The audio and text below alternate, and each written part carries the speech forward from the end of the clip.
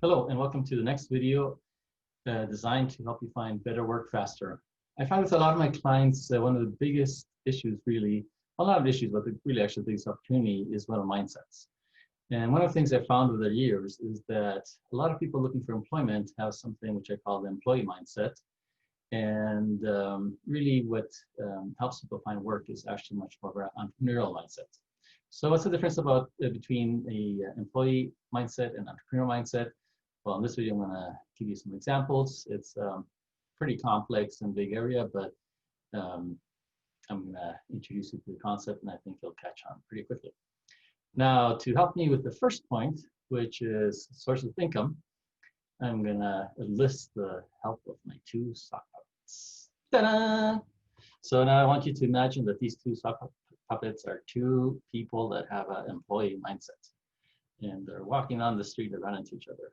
And one puppet says to, well, one employee mindset person says to the other, "Hey, how's it going?" "Oh, it's going great. I've been working really hard and I got a raise and a promotion. Wow, I'm so happy for you." Now, employees are definitely completely okay with one source of income. But now let's do that scenario again with two people with the entrepreneurial mindset. "Hey, how's it going?" "Oh, it's going so-so. How come?"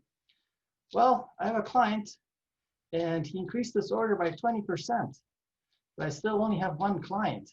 "Ooh, that's pretty concerning. You gotta find some more clients. Multiple income streams is the only way you can build a resilient business." "Yeah, I know. Bummer. But I'm gonna work hard on getting multiple income streams."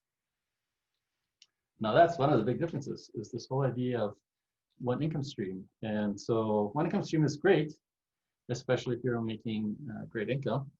And but then when you get laid off, then what, right? So you might have some employment insurance or whatever coming your way, and there might be some severance. But at the end of the day, you're kind of stuck.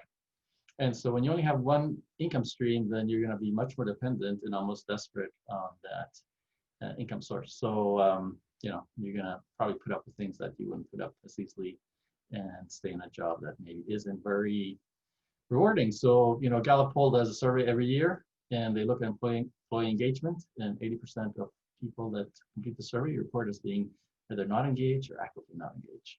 And what that basically means is not engaged, basically, they're not giving their best. Actively not engaged is basically they're sabotaging the company. So for me, that's a huge waste of resources. Forbes estimates the loss of that in North America at around $450 billion.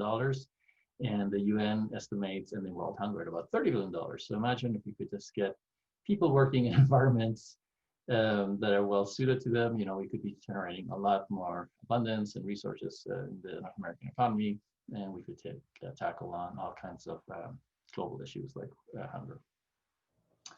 Okay, so now the next question is, so that's multiple income streams versus one income stream. The second point now is going to be looking at who's the captain of your career. And so employees have this idea, the employee mindset is really that if you work hard, you get along with others, you produce good results, you get promotions and raises and that kind of stuff. And you basically get along with everybody, that you're guaranteed work for life. So in many ways, you're putting the captainship of your career in the hands of others.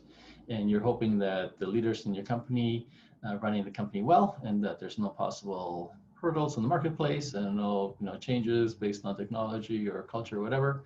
And so that's what you're putting your faith in. So a lot of the people I work with who start off coming to me with an employee mindset will say things like, "I never really bothered networking while I was employed. I was too busy working." Or I had a lady the other day literally say, "I didn't bother updating my LinkedIn profile because I thought I would work forever." And if you've been laid off, then you realize how naive those statements are. But if you're working, then you realize how probably most of you are guilty of these kind of thought patterns. Somebody that's an employee but has an entrepreneurial mindset is first of all going to be looking for multiple income streams, but they're also going to be watching and scanning the horizon and looking at the marketplace. And they're going to be looking for trends, and they're going to be actively directing their career. And this means at times leaving jobs that you enjoy, that you're getting paid well, but just seeing how in the future there's kind of like a dead end. I've done that in my career where I left, good roles that basically I was getting was constantly being promoted into and that kind of stuff. But I could see on the horizon how I was approaching a type of dead end, because where I was at, there were just no opportunities upward. They were very limited and a ton of competition. So sometimes you have to move sideways. Sometimes you even have to, if you're at this level, move down a notch, move down a level to move into a whole no different industry and basically pay your dues and advance there. So the idea is basically that somebody with an entrepreneurial mindset that's in an employee role is going to be looking at the marketplace, looking at trends, looking down the road, and basically actively doing things like potentially hiring a coach or watching videos like this or taking workshops, becoming educated. They're going to be networking regularly. So I suggest at least one networking meeting per week. It doesn't take a lot of time to organize one. Doesn't take a lot of time to do a networking meeting, meeting somebody for coffee virtually or in person. But at the end of the year, you're going to have 40, 50 networking meetings under your belt. And if you do that for 2-3 years, you're going to start building a really solid network. Now, I'm just going to touch on one more. I have an article in LinkedIn that I touch on different sides of it, and really in coaching, there's even more. But I'll just give you one more, and that is another pattern I run into, which I think is really key to the employee mindset. And the part of it is that people believe that to get new work, you have to get new education. So we've been sold on this idea that you go to school, you get all this education, and then that education leads to a job. And to a large degree, that is correct. Definitely, there's a whole bunch of types of jobs that you need to have a certain type of education for. So there's nothing wrong with that, but people think that that's the only formula. And so a lot of people think, oh, if I want to change careers or go into a different industry or something, I need to get myself a whole new degree, because the last degree I got me into my first career or whatever. And I would say in my experience, quite often that's not the case. So I'll give you an example of a geologist that I worked with. So he started off his career as a geologist and worked in geology for about 2 years, and then really got involved in the business side of oil and gas. And at that point, he wanted to move into becoming a lawyer in oil and gas. And anyways, so this kind of actually disproves what I'm saying in a way, but anyways, so he worked as a lawyer, and he went back to school, became a lawyer, worked as a lawyer. And obviously, like, if you're going to make a change like that, you do have to get the education. But anyways, he became a lawyer, worked in oil and gas as a lawyer for like 20, 25 years, and then was laid off. And when he was laid off, he got to a point where he, did a bit of inventory on his life and his career. And his conclusion was that while he really enjoyed being a lawyer, he kind of felt like he had been there and done that and wanted to do something new. And he looked back at the beginning of his career and realized that he had actually quite enjoyed working as a geologist, and would potentially want to try that out. So now his comment to me was, I'm going to go back to school, get a master's degree in geology, because my BSc is pretty dated. It's over 25 years old. And this is going to give me kind of like a master's degree in geology is going to give me the kind of credibility that I need. So I said, whoa.